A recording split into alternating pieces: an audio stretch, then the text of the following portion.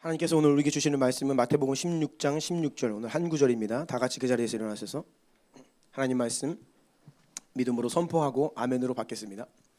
시작. 시몬 베드로가 대답하여 이르되 주는 그리스도시요 살아계신 하나님의 아들이시니이다. 아멘. 자리에 앉으시겠습니다. 우리 주변에 있는 성도들과 이렇게 인사합시다. 우리는 주 안에서 이미 하나입니다.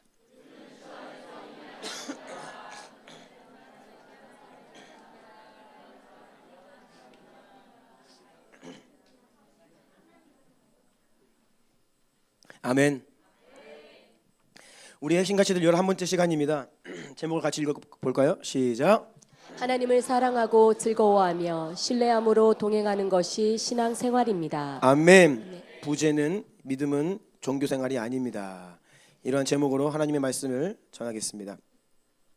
오늘 본문 말씀 마태복음 16장 16절은 우리가 너무나 잘 알고 있는 사도 베드로의 위대한 신앙 고백입니다. 저는 오늘 베드로가 하나님께 고백했던 그 말 가운데 특별히 하나님을 뭐라고 고백하냐면 살아계신 하나님, 예수님은 그리스도이신데 살아계신 하나님의 아들이시다라고 할 때 살아계신이라고 하는 이 부분에 주목하기를 원합니다. 베드로에게 있어서 하나님께서 살아계시다라고 말할 수 있었던 살아있는 증거, 그러니까 살아있는 하나님이라고 말할 수 있는 이유는 자기 안에 그 살아있는 증거가 있었기 때문이죠. 그 증거가 바로 눈앞에 보이는 예수님이셨습니다. 예수님은 당신은 살아계신 하나님의 아들이시고 살아계신 하나님이 이 땅에 보내주신 그리스도이십니다 라고 믿음의 고백을 하고 있습니다. 베드로는 오늘 이 고백을 하기까지 예수님을 통해 수많은 기적들을 경험했습니다. 예수님께서 가장 처음 베드로를 부르실 때에 베드로는 어떤 기적을 경험했습니까? 베드로의 원래 직업은 어부였습니다. 어느 날 밤새 고기를 잡기 위해 고생했지만 한 마리도 잡지 못해서 지치고 낙심하여서 그물을 정리하고 있었죠. 상상을 해보세요. 밤을 새워서 그물을 내리고 그물을 올리고 그물을 내리고 그물을 올리고를 반복하는데 오늘날처럼 이렇게 어업 기술이 발달할 때가 아닙니다. 다 수작업입니다. 노를 저어서 바다 한가로 들어가야 되고요. 그물을 다 하나하나 내리고 일일이 그걸 다 올려야 되는데요. 그 물이 흠뻑 젖은 그물을 걷어 올리는 것은요 쉬운 일이 아닙니다. 밤새 그걸 반복하는데 한 마리도 잡히지 않았어요. 너무나 지치고 너무나 낙심하였겠죠. 그물을 정리하고 있는데 예수님께서 찾아오셔서 다시 깊은 데로 가서 배를 띄워서 그물을 내리라 말씀하십니다. 여러분, 온몸이 천근만근 지칠 대로 지쳐 있는데 그물을 다시 배에 실어서 깊은 곳을 향해 노를 저어 가서 그 그물을 내려서 또 올리라고? 이것은요 사실 할 수 없는 일이죠. 하지만 베드로가 그냥 순종합니다. 그런데 놀라운 일이 벌어집니다. 베드로가 순종하자 그물이 찢어질 정도로 물고기를 많이 잡게 됩니다. 두 배에 가득할 정도로 어마어마한 물고기가 그 그물 안에 담겨 있었어요. 이것이 베드로가 경험했던 첫 기적입니다. 그 자리에서 베드로는요 예수님이 어떤 분인지를 단번에 직감을 합니다. 그리고 거기에서 자신이 할 수 있는 것이라고는 그냥 예수님 무릎 앞에 엎드려서 이렇게 고백을 합니다. 주여 나를 떠나소서 나는 죄인입니다. 하지만 그 자리에서 예수님은 베드로를 부르십니다. 주님의 부름을 받아서 베드로는 배와 그물을 버려두고 예수님을 따르게 됩니다. 그렇게 예수님을 따라가는데 집에서 소식이 들려와요. 장모님이 열병으로 죽어가고 계시다. 어느 날 예수님께서 베드로의 집에 찾아가서 그 장모님을 고쳐주십니다. 놀라운 기적을 경험했죠. 어느 날 예수님과 함께 배를 타고 갈릴리 바다 건너편으로 건너가는데 심한 폭풍을 만납니다. 제자들이 두려워서 벌벌 떠는데 예수님께서 잠에서 깨셔서 제자들이 보는 앞에서 바람과 바다를 꾸짖으셨어요. 그러자 바다가 갑자기 잠잠해지죠. 해당장 야이로의 딸이 죽었습니다. 그런데 예수님께서 그 죽은 아이를 살리십니다. 그것을 베드로는 곁에서 지켜보았습니다. 또 베드로는 오병이어의 기적 한복판에서 직접 보리떡과 물고기를 사람들에게 나누어 주는데, 자신이 들고 있는 바구니에서 나오는 이 보리떡과 물고기가 저도 끝이 없게 계속 생겨나는 거예요. 그 놀라운 현장에 베드로가 있었죠. 무엇보다 베드로는요, 제자들 중에서 유일하게 물 위를 걷는 기적도 경험하였습니다. 예수님께서 가시는 곳마다 수많은 병자들이 찾아왔을 때 예수님 다 고쳐주시고, 수많은 영혼들이 귀신으로부터 억눌려 살아왔지만 귀신들이 벌벌 떨며 쫓겨가는 것을 보았습니다. 이렇듯 베드로가 주는 그리스도시요 살아계신 하나님의 아들이십니다 라고 하는 그의 말은, 그가 지금까지 직접 보고 경험하고 또 수많은 기적들을 통하여서 고백할 수 있었던 살아있는 신앙 고백이었습니다. 하지만 제가 성경을 읽다 보니까 얼핏 베드로와 동일하게 하나님을 살아계신 하나님이라고 고백하는 것 같은데, 그 신앙 고백의 내용은 전혀 다른 사람이 있더라고요. 그것은 마태복음 26장 63절입니다. 한번 같이 읽어볼까요? 시작. 예수께서 침묵하시거늘 대제사장이 이르되 내가 너로 살아계신 하나님께 맹세하게 하노니 내가 하나님의 아들 그리스도인지 우리에게 말하라. 대제사장 가야바의 말입니다. 베드로와 같이 그는 하나님을 살아계신 하나님이라고 이야기합니다. 살아계신 하나님께 맹세하게 한다라고 하면서 하나님을 살아계신 하나님이라고 말은 하고 있습니다. 하지만 그는 베드로와는 정반대로 예수님이 하나님의 아들 그리스도이시라는 것을 전혀 믿지 않고 있습니다. 오히려 정반대입니다. 지금 이 질문을 하는 이유는, 만약에 예수님께서 스스로 자신을 그리스도라고 인정만 하시면 그 자리에서 죽이고 싶었어요. 여러분, 우리가 교리적으로 지식적으로 하나님은 살아계시다라고 말할 수 있습니다. 이 가운데 한 분도 빠짐없이 하나님은 살아계십니다라고 고백할 겁니다.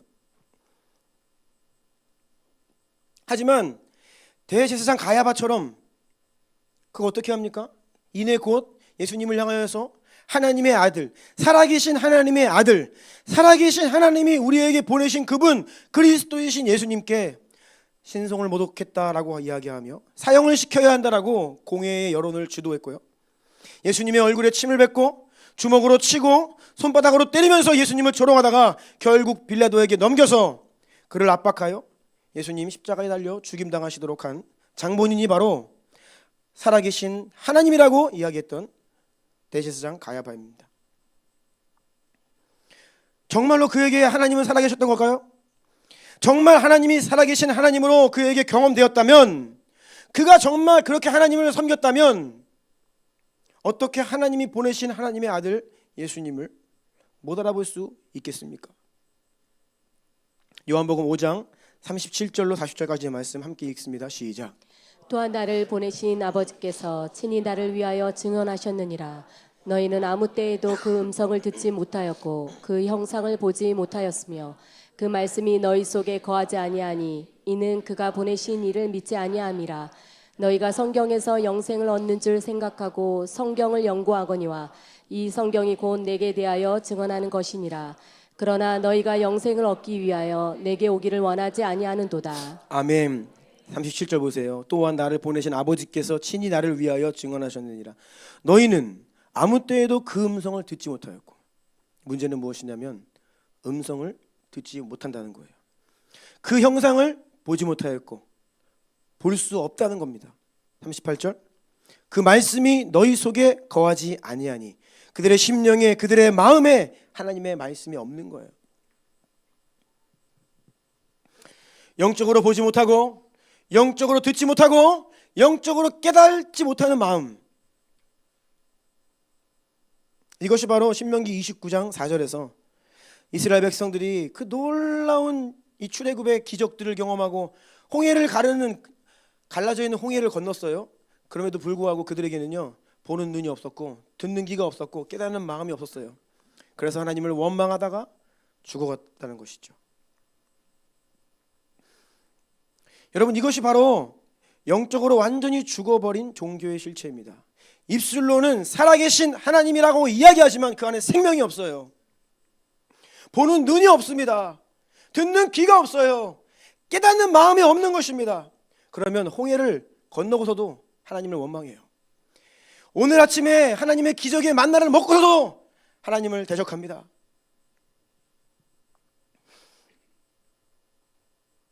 예수님 당시에 완전히 종교의 영으로 장악당한 시대였습니다. 성전에서 하나님을 섬긴다는 사람들이 자신들의 어떤 포지션이 권력이 되고 권세가 되어서 자기들의 자리 지키고 기득권 지키는 것에 혈안이 되어 있던 당시의 종교인들, 완전히 그냥 그 성전이 종교화되어 있었어요. 누구 하나 예수님을 알아보는 이가 없고, 누구 하나 깨어있는 이가 없고, 성경을 줄줄줄 외우고 입만 열면 하나님, 입만 열면 살아계신 하나님, 아브라함의 하나님, 이삭의 하나님, 야곱의 하나님을 이야기하며 우리가 아브라함의 후손이다 라고 말은 잘했습니다. 평생. 하지만 그들은요, 종교인들이었어요.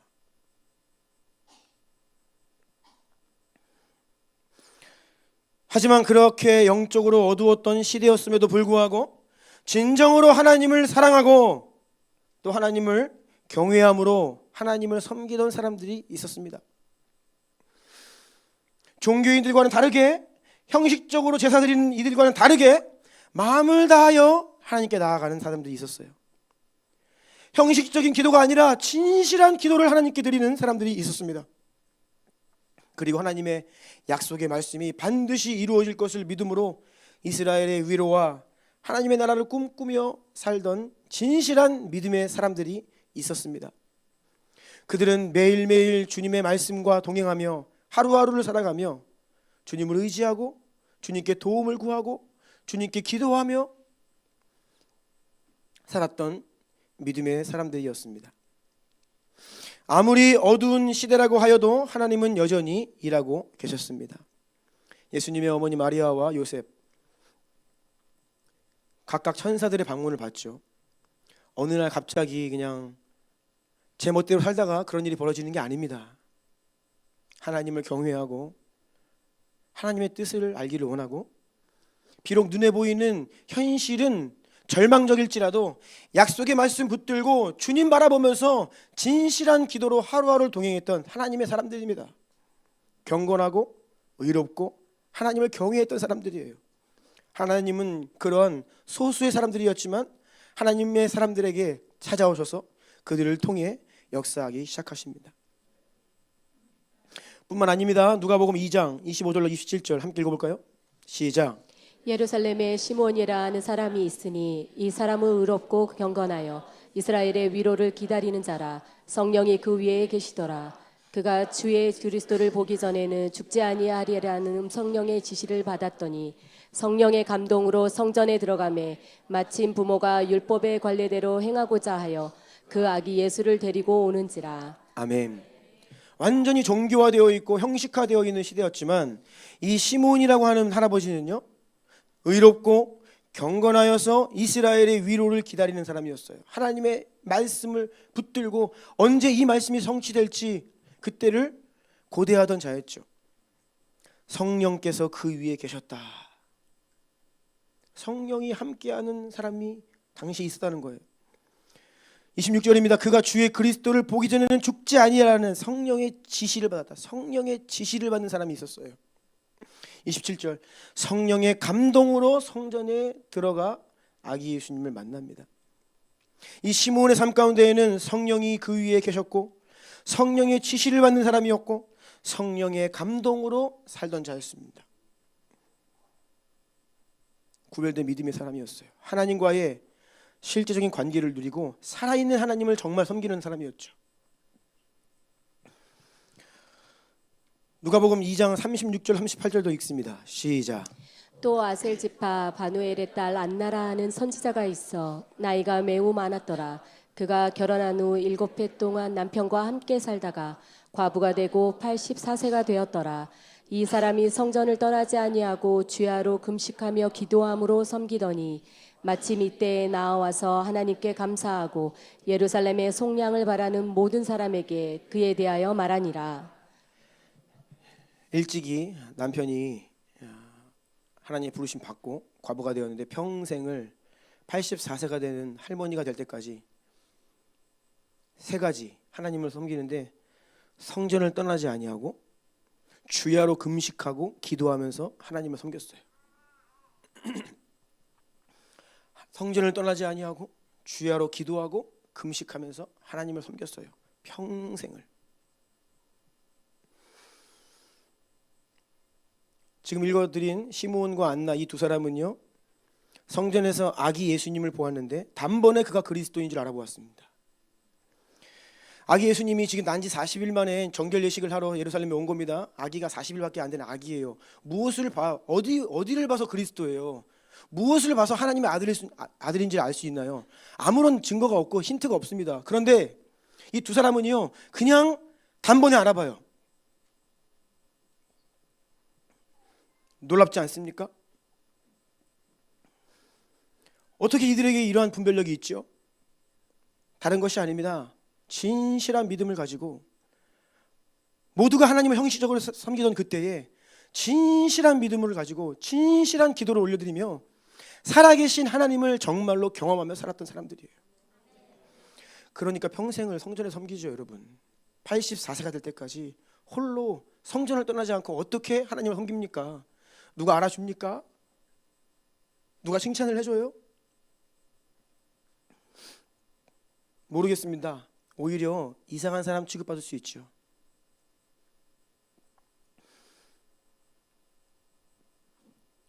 여러분, 진실한 믿음의 사람, 정말 하나님을 섬기는 사람은요, 하나님이 하시는 일을 볼 수 있습니다.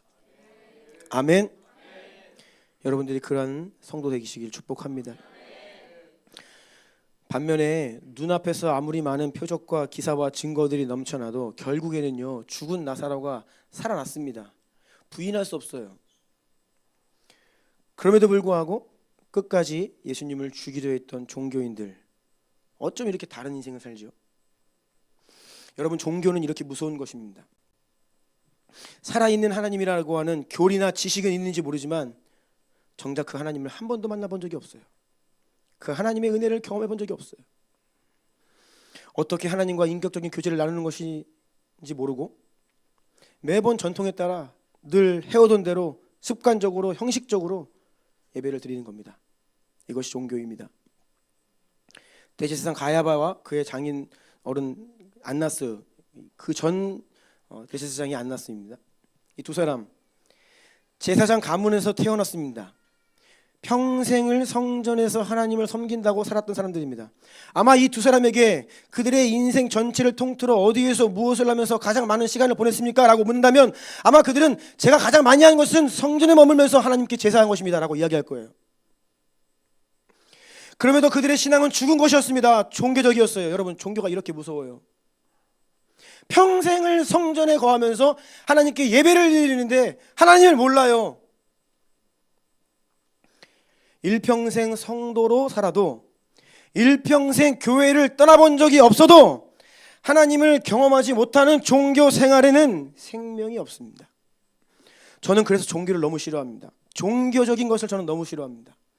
오늘날 너무나 종교화되었죠. 너무나 종교화되었죠. 일평생 신앙생활하면서 하나님 경험 못하는 성도들이 수두룩합니다. 기도응답이 뭔지 모르는 성도들이 수두룩합니다. 기도가 뭔지, 진짜 예배가 무엇인지.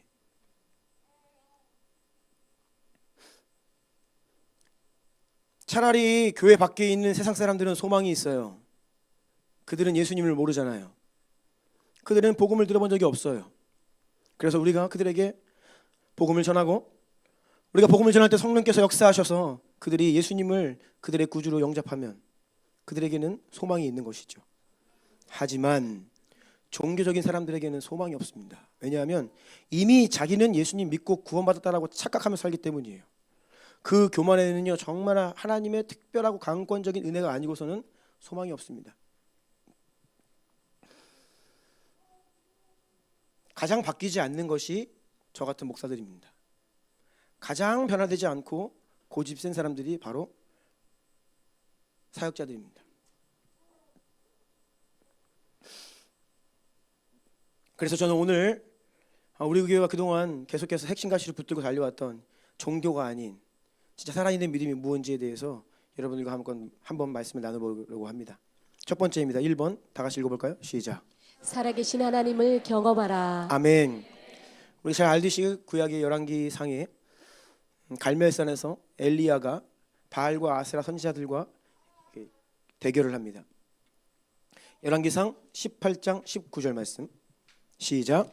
그런즉 사람을 보내 온 이스라엘과 이세벨의 상에서 먹는 바알의 선지자 450명과 아세라의 선지자 400명을 갈멜산으로 모아 내게로 나아오게 하소서. 아방에게 엘리야가 말하는 겁니다. 바알 선지자 450명, 아세라 선지자 400명, 이렇게 850명 갈멜산으로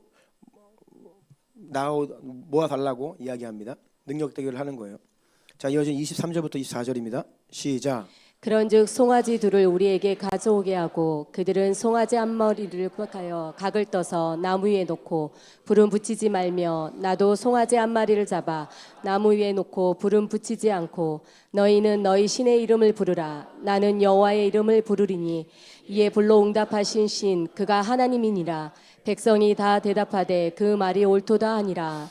먼저 바알의 선지자들이 아침부터 정오가 지나기까지 바알의 이름을 열심히 부릅니다. 그런데 응답이 없죠. 27절입니다. 시작.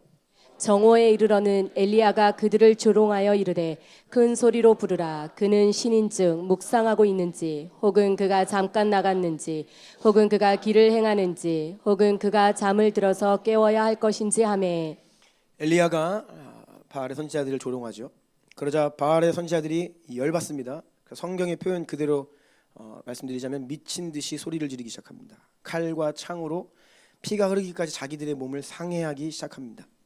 그럼에도 불구하고 아무런 소리도 없고 아무런 응답도 없었습니다.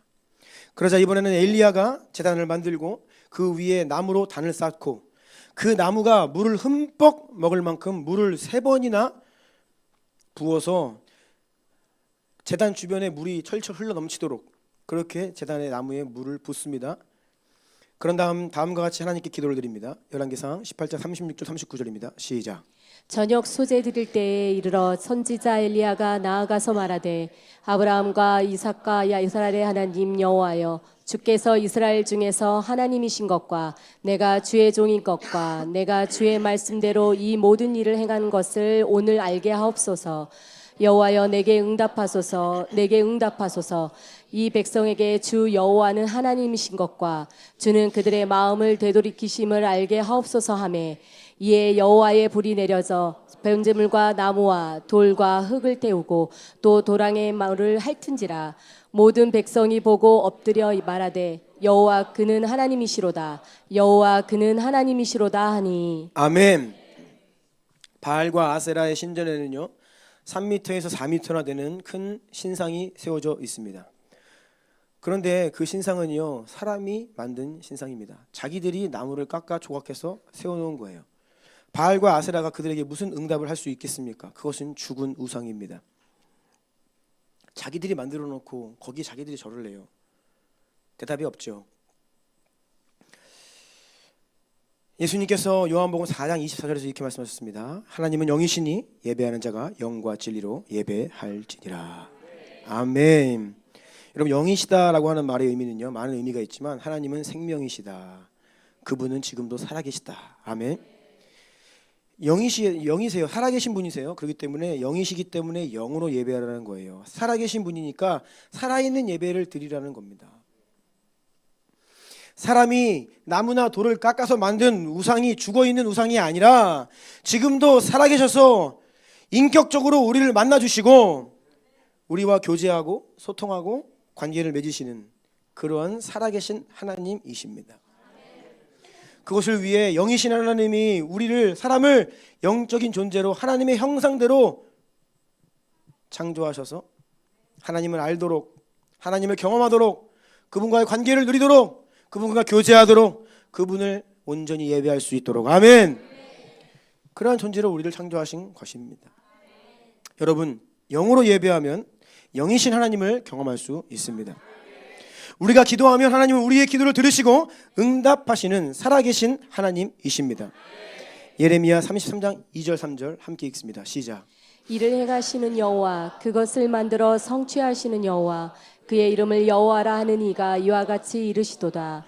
너는 내게 부르짖으라. 내가 내게 응답하겠고 내가 알지 못하고는 크고 은밀한 일을 내게 보이리라. 아멘. 여러분, 이 말씀은 예레미야에게만 주신 약속이 아닙니다. 여기 계신 여러분 모두를 향하신 하나님의 약속입니다. 아멘. 저는요, 모든 성도는 이 말씀 앞에 경험해야 돼요. 부르짖어 기도했더니 하나님이 응답하시더라.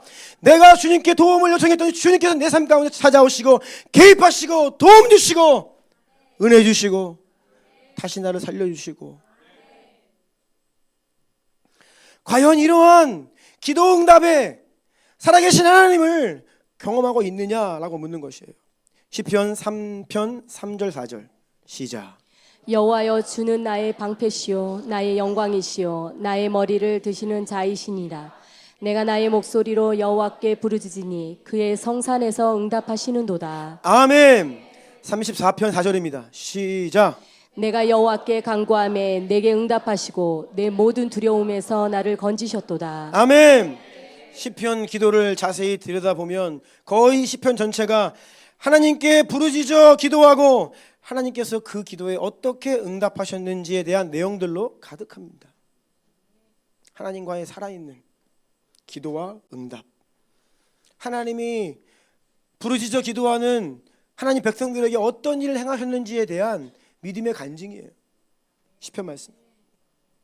에베소서 3장 20절입니다. 시작. 우리 가운데서 역사하시는 능력대로 우리가 구하거나 생각하는 모든 것에 더 넘치도록 능히 하실 이에게. 아멘. 하나님은요, 그런 하나님을 경험하라 말씀하십니다. 여러분, 하나님의 성품은요, 우리가 공부해서 교리적으로 지식적으로만 알 것이 아닙니다. 물론 공부해야 합니다. 지식적으로도 알아야 합니다. 하지만 우리가 살아가는 동안에 주님과 함께 믿음 생활하면서 그분의 도우심을 받고 힘들 때 위로받고 새 힘을 얻고 그렇게 가까이 하나님과 동행하면서 하나님의 성품을 내가 경험적으로 알아가야 됩니다. 아멘. 하나님은 나에게 신실하십니다. 이 고백이, 그냥 오늘 찬양의 고백이 그냥 성경에서 말하는 하나님의 성품이 아니라, 그냥 신실하신 하나님이 아니라 정말로 하나님이 내 삶 가운데 역사하신 신실하신 하나님. 아멘.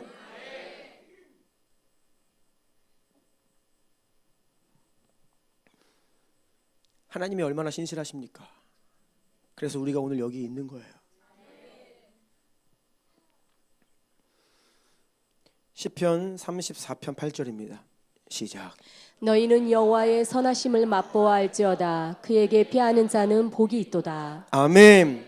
여호와의 선하심을 지식으로가 아니라 맛보아 알지어다. 히브리서 6장 4절부터 6절 말씀 보면요, 한 번 빛을 받고 하늘의 은사를 맛보고 성령에 참여한 바 되고 하나님의 선한 말씀과 내세의 능력을 맛보고도 타락한 자들은 다시 새롭게 하여 회개하게 할 수 없나니 이는 그들이 하나님의 아들을 다시 십자가에 못 박아 드러내놓고 욕되게 함이라. 아멘. 이 말씀이 무슨 의미냐면 4절 다시 띄워주세요. 한 번 빛을 받고 하늘의 은사를 맛본 거예요. 하나님의 능력을 맛본 거예요. 성령에 참여한 바 되었어요. 성령 체험을 깊이 한 것입니다. 5절, 하나님의 선한 말씀, 말씀의 능력을 경험한 거예요. 내세의 능력을 경험한 거예요. 하나님의 살아계신 하나님을 깊이 경험한 사람을 이야기해요. 그러고서도 타락한 자들, 타락할 수 없다는 거죠. 어떻게 살아계신 하나님을 경험한 자가 세상으로 돌아갑니까? 어떻게 하나님의 그 능력을, 내세의 능력을 맛보아 한 자가 어떻게 하나님을 부인합니까? 그럴 수 없다라는 것이죠. 아멘. 그런데 이 말씀 앞에 과연 오늘날의 성도들이 얼마나 하나님을 경험하고 있는지. 코로나 시간이 지나니까 수많은 사람들이 교회를 떠났다라고 하는 보고가 들어옵니다. 왜 떠납니까? 종교생활 한 사람들은 떠납니다. 앞으로 더 힘든 일이 옵니다. 더 신앙생활하기 어렵습니다. 여러 가지 경제적인 압박이 옵니다. 더 힘들어져요. 많은 사람이 떠날 겁니다. 누가 떠나요? 종교적인 사람, 종교생활한 사람. 입술로는 신앙을 고백했는지는 모르지만 그들의 인생 가운데 하나님을 경험한 적이 없어요. 여러분, 하나님을 단 한 번만 경험해도요, 평생 하나님을 부인할 수 없습니다. 저는 그것을 믿어요. 내가 하나님의 사랑을 경험했는데 어떻게 내가 하나님을 부인합니까? 물론 이 말씀에서 말씀하시는 타락한 자들이란 우리가 실수로 연약하여서 넘어지는 것을 말하는 것은 아니에요. 베드로도 그렇게 위대한 신앙 고백을 했지만 예수님 신문 받으시면서 끌려가실 때에 두려운 마음에 잠깐 예수님 부인하잖아요. 근데 이내 곧 눈물을 흘리면서 고통스러워하죠. 그러니까 연약함 때문에 우리는 실수할 수 넘어질 수 있어요. 근데 그런 것을 이야기하는 게 아니에요. 완전히 하나님을 떠나버리는 거죠. 하나님 없다 이야기하면서 그냥 막 사는 거예요. 그럴 수 없다는 것이죠. 큰 2번입니다. 시작. 살아계신 하나님을 사랑하라. 아멘. 자, 하나님을 경험하라 했습니다. 그러면 경험한 하나님을 사랑할 수 있게 됩니다. 사랑은요, 인격적입니다. 실제적인 관계를 전제로 합니다. 얼굴 한 번 본 적 없고 대화 한번 해보지 않은 사람을 모르는 사람은 어떻게 사랑합니까? 오늘날 세상에서도 사랑을 많이 이야기하기 때문에 진정한 사랑이 무엇인지 많이 왜곡이 되어 있어요. 그래서 성도들은요, 그 진짜 사랑이 무엇인지 진리의 말씀으로 개념 정리를 잘 해야 됩니다. 안 그러면 속아요. 하나님께서 말씀하시는 진정한 사랑은 무엇이냐면 그것은 무조건적인 사랑입니다.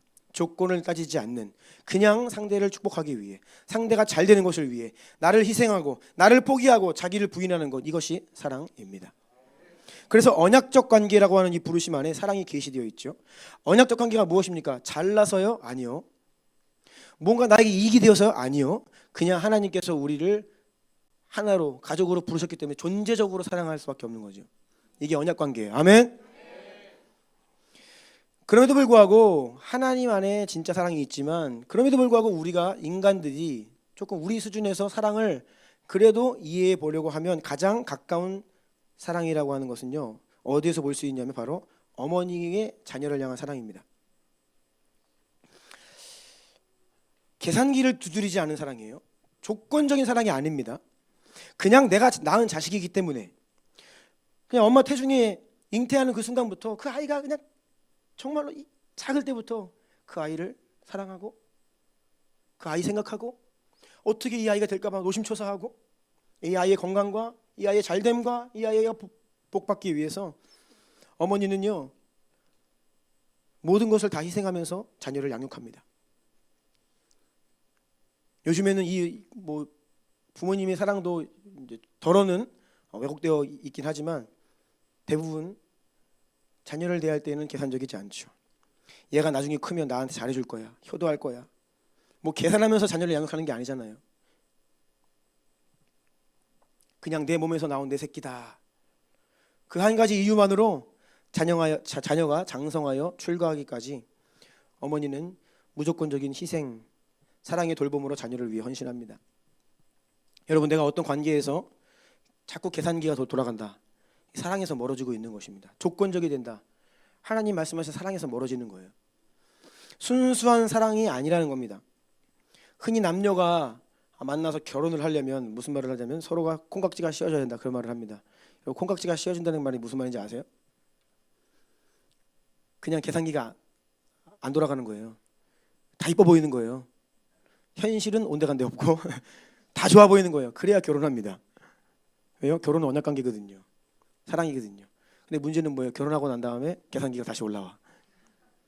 계산기를 폐기 처분했어야 되는데 다시 꺼내는 거예요. 그래서 또 계산기 두들겨? 그러면 어떻게 해요? 그래서 오래 못 가는 거예요. 그래서 여기까지 하자라고 하는 거예요, 오늘 이 세대가. 하나님께서 우리를 사랑하십니다. 그 사랑의 결정적인 증거가 예수님의 십자가입니다. 로마서 5장 8절 말씀 시작. 우리가 아직 죄인 되었을 때 그리스도께서 우리를 위하여 죽으심으로 하나님께서 우리에 대한 자기의 사랑을 확증하셨느니라. 아멘. 우리가 아직 죄인 되었을 때에 하나님께서 우리에게 어떤 조건을 따지고 아들을 보내주신 게 아니에요. 하나님의 사랑이 만약에 조건적이었다면 우리는 결코 구원받을 수 없는 죄인들입니다.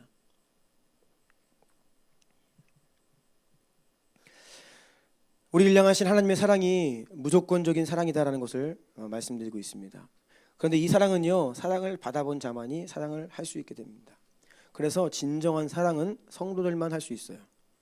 구원의 은혜를, 십자가의 은혜를, 나의 어떤 조건이 아니라 그냥 나를 위해 자기 생명을 주심으로 구원받은, 그 사랑받은 성도들만이 조건 없는 사랑을 할 수 있습니다. 그래서 하나님께서 주의 백성들에게 말씀하시는 거예요. 하나님을 사랑하고 형제자매를 사랑해라. 반면에 여러분, 종교에는 사랑이 없어요. 다시 말씀드립니다. 사랑은 무조건적이라고 했죠. 그럼 종교는 무엇입니까? 조건적인 겁니다. 다른 말로 대가를 바라고 하는 게 종교예요. 내가 무언가를 받기 위해 무언가를 드리는 겁니다. 그래서 이 교회가 잘못하면 번영신학이나 기복주의로 가면요, 이게 굉장히 종교화되고 있는 위험성이에요. 잘 되려고, 복 받으려고 하나님 섬기는 거예요. 그러면요, 하나님께서 우리에게 조건 없이 주신 사랑이 이상하게 우리가 하나님께 조건적인 사랑으로 올려드리는, 이상해지는 거죠. 그런데 우리는, 타락한 우리의 본성은요, 틈만 나면 대가를 기대합니다. 내가 이만큼 했으면 당연히 이만큼은 와주겠지 기대를 해요. 각자가 생각하는 기대치가 있어요. 이것이 우리 육체의 본성입니다. 우리 내면의 마음에 이러한 동기가 있다는 거예요. 그래서 주님은요, 예수님을 따르려거든 자기를 부인하고 십자가를 지고 따라야 한다 말씀하십니다. 우리 안에 있는 이 종교성, 자꾸 무언가를 드렸으니까 해주세요. 내가 이만큼 했으니까 해주세요. 이렇게 했는데 왜 안 해주세요? 이런 마음들, 이것들을 십자가에 못 박고 잘 다스려야겠습니다. 3번입니다. 쭉 넘어가세요. 쭉 넘어가 주세요. 많이 패스했어요. 네. 시작. 네. 살아계신 하나님을 기쁘게 섬기라. 점점 뒤에 가서 서 계신 분들이 많아서 말씀을 줄여야겠다 이런 압박감을 느끼면서 패스합니다. 네. 아직 3번밖에 안 왔는데, 살아계신 하나님을 기쁘게 섬기라. 웨스트민스터 소요리 문답의 첫 번째 질문은 사람의 제일 되는 목적이 무엇입니까? 인간이 왜 태어났나요? 인간이 무엇을 위해 살아야 되냐, 이 질문이에요. 답은요, 하나님을 영화롭게 하고 그를 영원토록 즐거워하는 것입니다. 그러니까 하나님께 영광을 올려드리고 하나님을 즐거워하는 거예요. 하나님을 기뻐하며 영원토록 살아라. 이것이 인간의 제일 되는 목적인 줄로 믿습니다. 근데 여러분, 하나님을 사랑하지 않고서 어떻게 그분을 즐거워합니까? 그래서 하나님을 먼저는 경험하고, 경험한 하나님을 사랑하고, 내가 사랑하는 하나님을 기뻐하고 즐거워해야 됩니다. 자, 진정한 사랑에는요, 기쁨이 있어요. 즐거움이 있습니다. 반대로 종교에는요, 기쁨이 없어요. 즐거움이 없습니다. 여러분, 종교는 지루해요. 그러니까 예배 더 드리기 싫은 거예요. 그러니까 교회 오기 싫은 겁니다. 일주일에 한 번이면 족한 거예요. 제가 심심찮게 듣는 말씀입니다. 우리 성도들이 교회를 자주 와요. 동네에서 교회 다니는 다른 엄마들 이야기하다가 우리는 교회 맨날 간다. 이상하다는 거예요. 이상하다는 거예요. 이단 아니냐는 거예요. 누가 이단이에요, 여러분? 예? 저는요, 오늘날의 신앙생활이 잘못되어도 한참 잘못되었다고 제가 생각하는 사람이에요. 신앙생활을 하는데 자기가 무슨 신앙생활을 하는지 몰라. 말로는 하나님 사랑한다면서 하나도 안 사랑해. 주님 싫어. 더 가기 싫어요. 예배 시간 길어지면 시계 보면서 화내고, 왜 안 끝내냐는 거야. 12시 반인데. 오늘 왜 이렇게 목사님 말씀 기냐는 거야. 했던 말 또 하고 또 하고, 마지막으로 끝으로, 네. 설교 길게 했으면 빨리 끝내지 왜 또 기도회는 또 하냐는 거예요. 네. 주일날 그렇게 길게 들었으면 되지 왜 또 주중에 부르냐는 거예요. 저녁에만 부르면 되지 왜 또 아침에 부르냐는 거예요. 새벽에 부르고 저녁에 부르고 전도한다 부르고 뭐한다 그러고. 저는 여러분의 강제로 한 적이 한 번도 없어요. 다 여러분이 자원하는 마음을 하고 계시는 거예요. 네. 저는 강제한 적이 한 번도 없습니다. 저는요, 신앙생활을 기쁨으로 즐거움으로 해야 된다고 믿기 때문에 지난 12년 동안요, 어떻게 하면 성도들이 스스로 자원함으로 자발적으로 기쁨으로 즐거움을 할 수 있을까를 고민했기 때문에, 몰라요, 또 이렇게 협박으로 들렸을지는 모릅니다. 네, 하지만 제가 한 번도 강요한 적은 없습니다. 알아서 하시는 거예요. 알아서 자발적으로 기뻐하시기 때문에 즐거움으로. 아멘.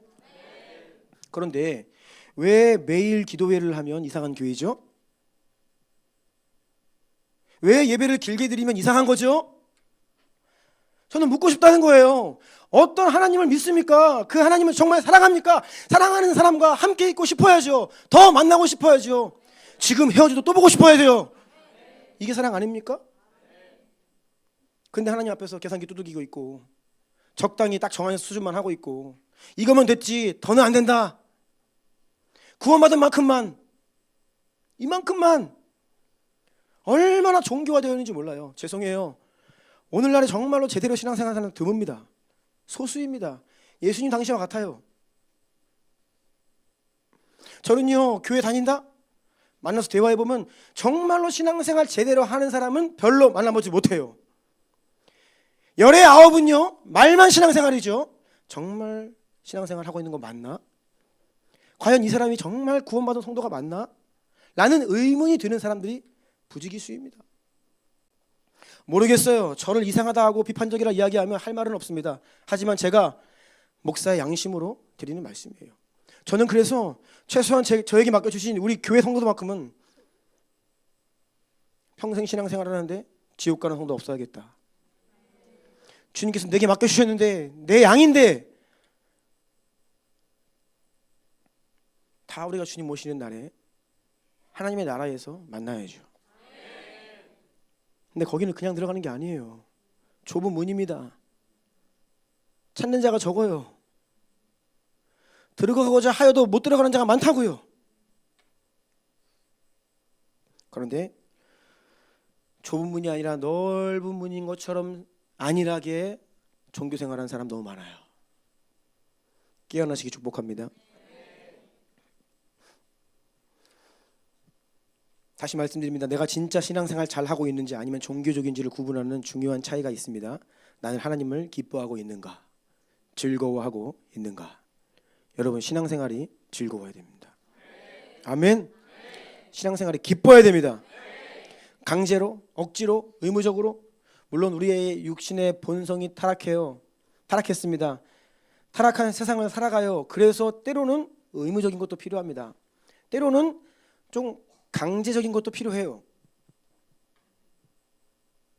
때로는 안 되지만 억지로 해야 될 필요도 있습니다.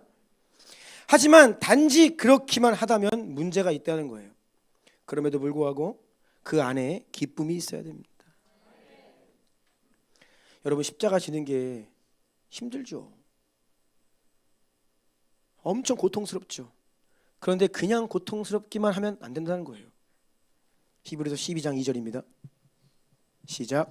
믿음의 주여 또 온전하게 하시는 이인 예수를 바라보자. 그는 그 앞에 있는 기쁨을 위하여 십자가를 참으사 부끄러움을 개의치 아니하시더니 하나님의 보좌 우편에 앉으셨느니라. 아멘. 예수님이 십자가의 고통을 참으실 수 있었던 이유는 그 앞에 있는 기쁨을 보고 있었어요. 아멘. 십자가 너머에 있는 영광을 보고 계셨다고요. 그러니 십자가는 단지 고통이 아닌 거예요. 그 기쁨을 믿음의 눈으로 바라보는 자가 십자가를 질 수 있습니다. 히브리서 12장 28절입니다. 시작. 그러므로 우리가 흔들리지 않는 나라를 받았은즉 은혜를 받자 이로 말미암아 경건과 두려움으로 하나님을 기쁘시게 섬길지니 아멘. 또는 감사하자. 아멘. 네, 죄송합니다. 하나님을 기쁘시게 섬길지니. 아멘. 하나님이 기뻐하시도록 섬기려면요, 기쁘게 섬겨야 하나님 기뻐 받으십니다. 다시요. 하나님을 기쁘게 섬겨야 하나님이 기뻐 받으십니다. 여러분 기쁨과 즐거움이 있어야 우리가 자유할 수 있어요. 네. 저는요 이 순종과 이 자유함의 밸런스를 굉장히 중요시합니다. 이 두 가지가 함께 있어야 돼요. 우리가 지난 시간에도 이제 나눴지만 우리 교회에 순종의 문화가 있거든요. 우리 교회에 무슨 말 하면 예스 하는 문화가 있습니다. 근데 저한테는 순종을 잘 하시는데 가끔 다른 분들한테는 노 하시는 분들이 많이 계시더라고요. 우리 서지훈 간사님이 줌 기도에 인도하라 그러면 거부권을 행사하는 분들이 좀 계시다 그러더라고요. 제가 그래서 오늘 공식적으로 선포합니다. 서지훈 간사님이 이번 주 줌 기도에 인도해 주세요라고 하면 거부권은 있다 없다? 네, 감사합니다. 그냥 주님께서 이번 주 나 죽으라고 하시는구나. 이번 주 새벽 제단 싸라고 하시는구나. 그냥 뭐 일주일 그 월화수목금 그거 며칠이라고 그냥 하면 되죠. 그게 뭐라고 안 한다 그래서 서지훈 간사 힘들게 합니까? 네? 제가 놀랐어요 그 얘기 듣고. 아니 우리 교회에서 거부권을 행사하는 분이 계셔? 그래서 우리 교회가 이제 순종의 문화를 강조해요. 순종. 우리 청년들 순종 잘하죠. 근데 순종을 강조하다 보면요, 잘못하면 경직돼요. 군대 문화가 되는 거예요. 경직돼 가지고 막 혼날까봐 막 두려워하고. 그런데요, 그래서 이제 경직되면 안 되겠다. 그래서 좀 자유함을 주려고 하면요, 어떻게 되냐면 자기 멋대로 살아. 자유를 주면 어떻게 해야 돼요? 이 순종과 이 자유를 같이 방법이 있습니다. 따라하세요. 기쁘게 순종하면 된다. 아멘. 순종은 순종인데 어거지로 하는 순종에는 자유가 없어요. 근데 기쁘게 하는 순종에는 자유가 있습니다. 다시 쭉 넘어가서요. 4번. 네, 4번으로 시작. 살아계신 하나님께 즐거이 헌신하라. 아멘. 시편 110편 3절입니다. 시작. 주의 권능의 날에 주의 백성이 거룩한 옷을 입고 즐거이 헌신하니 새벽 이슬 같은 주의 청년들이 주께 나오는도다. 아멘. 즐거이 헌신해야 한다라는 거예요. 여러분, 종교에는요, 인격적인 헌신이 없습니다. 즐거운 헌신이란 그런 개념 자체가 종교에는 없어요. 우리가 지식으로만 하나님을 안다라고 했을 때 지식으로만 아는 하나님께 어떻게 인격적인 헌신을 드려요? 즐거운 헌신은요, 인격적인 헌신은 내가 그분을 경험하여 알 때 가능한 일이에요.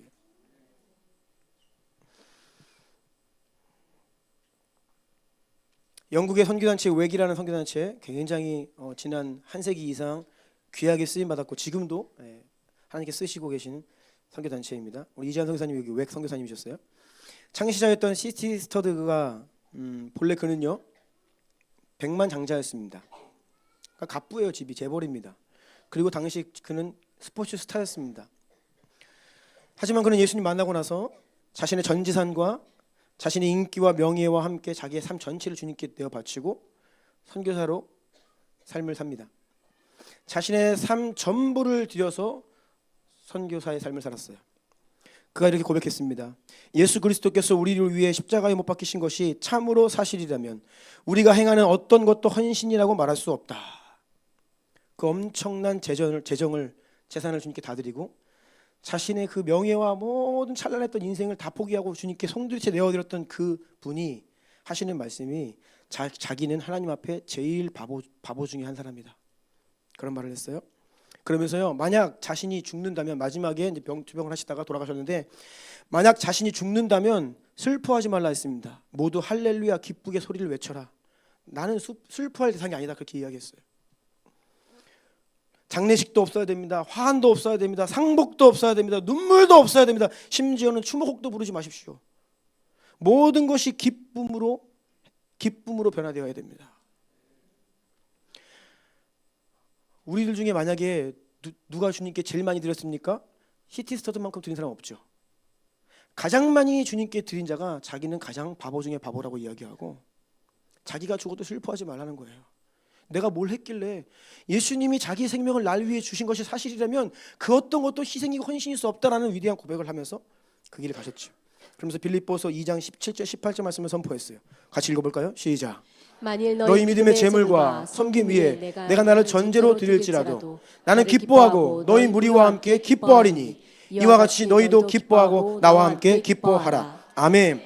내가 나를 전제로 드릴지라도 죽는다는 거예요. 제단 위에 그냥 제물로 산 제물로 바쳐진다는 겁니다. 그럼에도 불구하고 나는 기뻐하고 너희와 함께 기뻐할 것이다. 너희는 나와 함께 기뻐해라. 기뻐해라. 사도 바울의 고백이죠. 여러분, 즐거이 헌신하시기 축복합니다. 주님께서 받으시기 합당한 헌신은요, 즐거운 헌신입니다.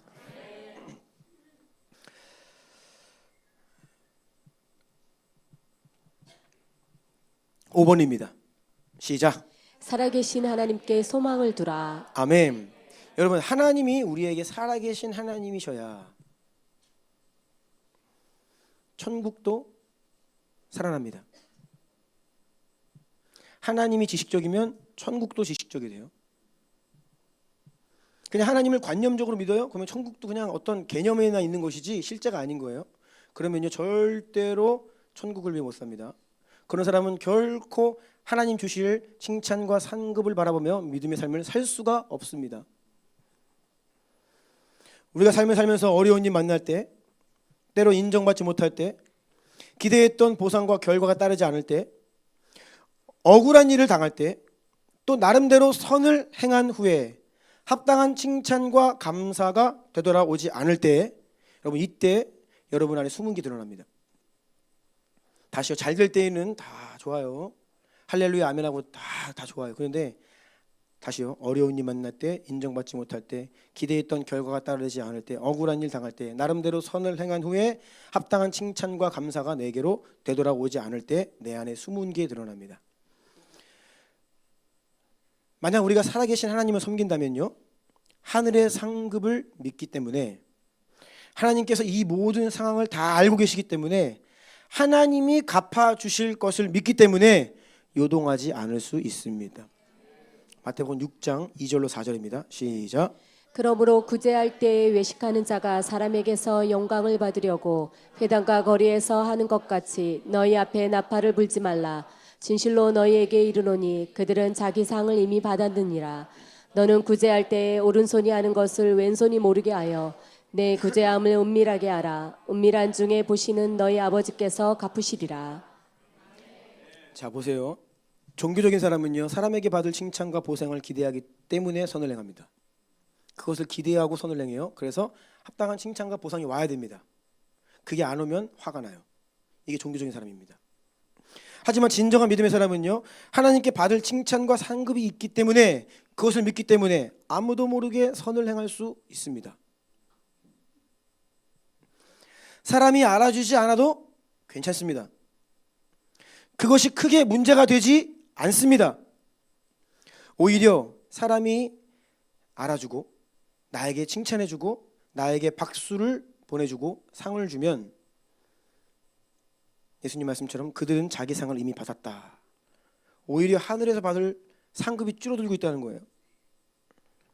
그러니 우리는요, 사람들에게 받는 감사와 칭찬, 박수를 오히려 더 부담스러워해야 됩니다. 오히려 사람들이 나를 인정해주고 감사할 때 내 상이 하나님께 받아야 될 상을 내가 이 사람한테 받으면 안 되는데 라고 하면서 오히려 슬퍼해야 돼요. 그런데 우리는 얼마나 반대로 살고 있습니까? 정말 믿음 없이 살고 있는 것입니다. 다른 말로 종교적으로 살고 있는 것입니다. 이어지는 5절과 6절 말씀도 읽겠습니다. 시작. 또 너희는 기도할 때 외식하는 자와 같이 하지 말라. 그들은 사람에게 보이려고 회당과 큰 거리 어귀에 서서 기도하기를 좋아하느니라. 내가 진실로 너희에게 이르노니 그들은 자기 상을 이미 받았느니라. 너는 기도할 때에 내 골방에 들어가 문을 닫고 은밀한 중에 계신 내 아버지께 기도하라. 은밀한 중에 보시는 내 아버지께서 갚으시리라. 아멘. 여러분, 그렇지 않으시다고 저는 믿습니다만 사람에게 잘 보이려고 기도하지 마십시오. 저에게 출석 도장 찍으려고 기도해 오지 마십시오. 그 수준은요 정말 안 됩니다. 저는 아무것도 아니에요. 어느 교회나 흔히 있는 일입니다. 교회마다 때가 되면 임직 선거를 합니다. 안수 집사님, 장로님 투표해서 성도들의 3분의 2 이상의 지지를 받아야 임직을 받아요. 항존직이라고 하죠. 한 번 받으면 평생 그 교회를 섬기는 항존직이에요. 그런데 임직 선거를 앞둔 교회마다 놀라운 일이 벌어집니다. 새벽기도가 부흥합니다. 갑자기 그 장로, 안수집사 후보자들이 갑자기 안 하던 새벽기도를 하기 시작합니다. 그리고 갑자기 안 하던 주차봉사를 하기 시작합니다. 봉사 자리에 평상시에는 좀 해달라 해도 안 한다고 하던 사람들이 갑자기 이때만 되면 갑자기 막 주방에 사람이 몰리고 주차장에 사람이 몰리고, 정말 거의 대부분 교회가 그래요. 그런 놀라운 것은 임직 투표가 끝나면 임직을 받은 분도 임직을 받지 못한 분도 동일하게 새벽기도를 중단합니다. 모르겠어요. 좀 더 가시는 분도 계시고 정말 신실한 분들은 계속 하십니다. 다 말씀드리는 게 아니야. 근데 다수가, 여러분 평상시 모습이 진짜입니다. 사람에게 잘 보여서 표를 얻으려고 하는 것은요, 그거는 사람에게 하는 거죠. 종교입니다. 선거철이 되면 정치인들이 어떻게 합니까? 시장에 갑니다. 서민들이랑 밥을 먹어요. 국밥을 먹어요. 갑자기 평상시에 먹지도 않는 국밥, 타지도 않는 막 지하철 타기도 하고 막 그래요. 이상하죠? 왜 그럴까요? 그런 척하는 거죠. 지금 대통령이 되신 분께서도 지난번 선거 앞두고 우리 1층 나주곰탕에서 국밥 드시고 가셨어요. 거의 그런 일은요 선거철에만 있습니다. 예. 평상시에는 있을 수 없는 일입니다. 그런데 참 사람들은요 그거 보면서 또 좋아라 하고 손 한번 잡아보려고 사람들이 얼마나 몰리는지 이 일대가 마비가 되더라고요. 야.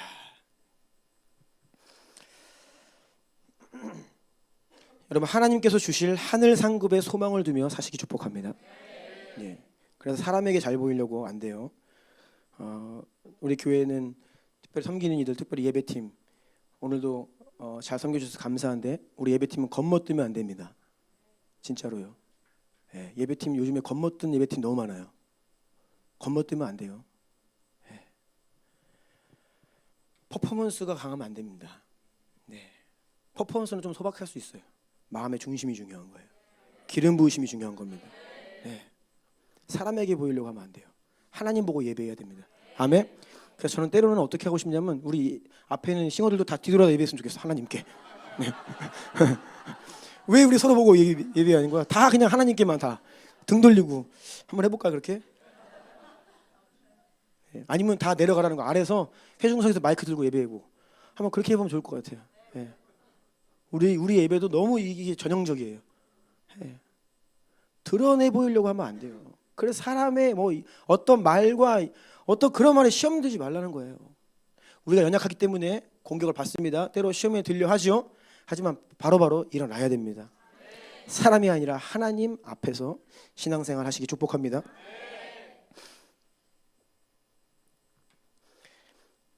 그런데 종교적인 사람은 하늘의 상급에 대한 기대와 믿음이 없기 때문에 지극히 현세적으로 여기에서 인정받기를 원합니다. 이 땅에서 보상을 추구하며 살아요. 그래서 싸우는 겁니다. 교회에서. 가만 보세요. 교회에서 싸움이 벌어지면 다 그 문제예요. 나를 안아주지 않는다, 인정하지 않는다. 하나님 보시면 오해 받아도 조금 시간이 지나면 해결되고 화가 나도 주님 보면서 참는 거고. 아멘. 억울하면 주님은 아시잖아요. 기도하면서 해결할 수 있어야 되는데 종교적인 사람일수록 인간과 다투지요. 6번입니다. 시작. 살아계신 하나님을 신뢰하라. 아멘. 그래서 여러분 우리가 살다 보면 신앙생활 하다 보면 어떤 어려움을 만나도 지금 여전히 살아서 나와 함께 하시는 하나님 믿음의 눈으로 바라보시면서 낙심하지 마시기를 축복합니다. 시편 23편 4절입니다. 시작. 내가 사망의 음층한 골짜기로 다닐지라도 해를 두려워하지 않을 것은 주께서 나와 함께 하심이라. 주의 지팡이와 막대기가 나를 안위하시나이다. 아멘. 로마서 8장 28절입니다. 시작. 우리가 알거니와 하나님을 사랑하는 자 곧 그의 뜻대로 부르심을 입은 자들에게는 모든 것이 합력하여 선을 이루느니라. 아멘. 여러분 어떤 일을 만나도 내 삶에 예기치 못하고 내가 생각지도 못했던 어려운 일을 만나도 사람들은 그것이 재앙이라 이야기해도 여러분 하나님을 믿는 백성들에게는 그 모든 것이 합력하여 선을 이루는 줄로 믿습니다. 이 말씀 딱 붙들고 기도하십시오. 아멘. 이겨내야 됩니다. 낙심하지 마셔야 됩니다. 믿음을 잃어서는 안 되겠습니다. 마태복음 10장 29절에서 31절입니다. 시작. 참새 두 마리가 하나 쌀이 온에 팔리지 않느냐. 그러나 너희 아버지께서 허락하지 아니하시면 그 하나도 땅에 떨어지지 아니하리라. 너희에게는 머리털까지 다 세신 바 되었나니 두려워하지 말라. 너희는 많은 참새보다 귀하니라. 아멘. 시장에서 참새 한 마리가 팔리는 것도 또 새가 하늘에서 날다가 떨어지는 것도 다 하나님의 섭리와 허락 안에서 벌어지는 일이다 말씀하고 계십니다. 우리의 머리털까지 다 세신 바 되었다. 사람의 머리털이 얼마나 될까요? 하나님이 우리의 머리털을 다 아세요. 참 이게 비유적인 말이지만 정말 실제입니다. 놀라우신 분이에요.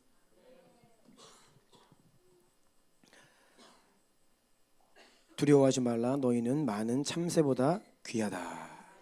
시편 119편 71절입니다. 시작. 고난 당한 것이 내게 유익이라. 이로 말미암아 내가 주의 율례들을 배우게 되었나이다. 아멘. 하나님께서 왜 성도들에게 때로 어려운 일을 허락하시느냐? 그 이유는요, 그 일을 통하여 하나님의 말씀을, 하나님의 섭리를 깨닫기 때문에. 하나님이 우리에게 무언가 선물을 주고자, 우리를 연단하고 더 강한 사람 만들고자 고난을 일시적으로 허락하신다는 거예요. 고난이 올 때 이 말씀 붙드시기 축복합니다. 75절입니다. 시작. 여호와여 내가 알거니와 주의 심판은 의로우시고 주께서 나를 괴롭게 하심은 성실하심 때문이니이다. 아멘. 주께서 나를 괴롭게 하심은 성실하심 때문이니이다. 아멘. 이러한 믿음의 고백을 우리 모두가 할 수 있기를 원합니다. 92절도 읽습니다. 시작. 주의 법이 나의 즐거움이 되지 아니하였더라면 내가 내 고난 중에 멸망하였으리이다. 아멘. 하나님 말씀을 기꺼이 즐거이 붙들지 않으면 고난이 오면 망해버려. 이게 원수가 원하는 거거든요. 네가 그러고도 하나님을 믿냐? 요백이 하는 사탄의 음성이죠. 네가 그러고도 하나님을 섬긴다고 그렇게 착하게 살았는데 이게 하나님이 계신 거냐? 옆에 있는 아내가 그렇게 욥을 욕하잖아요. 얼마나 절망스러웠을까요? 하지만 끝까지 그 하나님 말씀 붙들고 고난 중에 무너지지 않는 것입니다. 이러한 은혜가 여러분의 있기를 축복합니다. 7번입니다. 거의 다 왔습니다. 시작. 살아계신 하나님을 경외하라. 아멘. 하나님을 경외하십시오. 코람데오의 삶을 사십시오. 코람데오는 하나님 앞에서 사는 사람들을 말합니다. 누군가 보는 사람이 있고 누군가 아무도 나를 보는 사람이 없다라고 해서 우리의 행실이 달라져서는 안 됩니다. 그 삶에 하나님이 안 계신 거죠. 하나님이 안 계시니까 사람이 있고 없고 차이가 나는 거예요. 하나님이 계시면 늘 똑같아요. 우리의 모습이요, 혼자 있을 때나 누구랑 있을 때나 집에 있을 때나 어디에서든 일관될수록 하나님을 경외하는 자죠. 이사야 57장 11절입니다. 시작. 내가 누구를 두려워하며 누구로 말미암아 놀랍기에 거짓을 말하며 나를 생각하지 아니하며 이를 마음에 두지 아니하였느냐. 내가 나를 경외하지 아니함은 내가 오랫동안 잠잠했기 때문이 아니냐. 하나님께서 비유적으로 말씀하시는 거예요. 너희가 나를 경외하지 않는 이유는 내가 오랫동안 잠잠했기 때문이 아니냐. 그러니까 너무나 오랫동안 하나님의 음성을 듣지 못한 거예요. 그러니까 종교적으로 된 거죠, 신앙생활이. 그러면 하나님을 경외하지 않습니다. 하나님을 두려워하지 않게 돼요. 종교화 되는 것이죠. 그러면요, 자기 마음대로 살게 돼요. 사도행전 5장에 가면요, 아나니아 삽비라가 거짓을 말합니다. 그때 사도 베드로가 이렇게 이야기합니다. 사람에게 한 거짓말이 아니요 하나님께 한 거짓말이다. 여러분, 우리가요 사실 사람에게 하는 것이 하나님께 하는 겁니다. 마태복음 25장에 양과 염소의 비유를 보면요, 하나님이 무엇을 가지고 심판하십니까? 지극히 작은 한 사람에게 한 것을 가지고 나에게 한 것이다라고 심판을 하셔요. 가장 연약한 자, 내 주변에 가장 힘없는 사람, 가장 보잘것없는 사람, 내가 아무리 이에게 선을 행해도 나에게 돌아올 것이 아무것도 없는 그 한 사람에게 하는 태도가 하나님을 향한 나의 모습이라는 거예요. 우리가 하나님을 경외하며 살 수 있는 은혜를 함께 구하기를 원합니다. 마지막이에요. 8번 시작. 살아계신 하나님을 갈망하라. 아멘. 그래서 결국 살아계신 하나님을 우리가 섬기고 있다라고 하면 우리는 그 하나님을 갈망하게 됩니다. 간절한. 그래서 저는요, 성도들에게도 늘 말씀드려요. 기도도 간절하게 해야 됩니다. 하나님을 간절히 찾아야 됩니다. 하나님을 향한 갈망, 이것이 우리 신앙이 살아있다라고 하는 증거입니다. 여러분, 하나님을 갈망하시고 간절함과 갈급한 마음으로 하나님께 나아가 은혜를 구하시기를 축복합니다. 예배팀 나와주세요.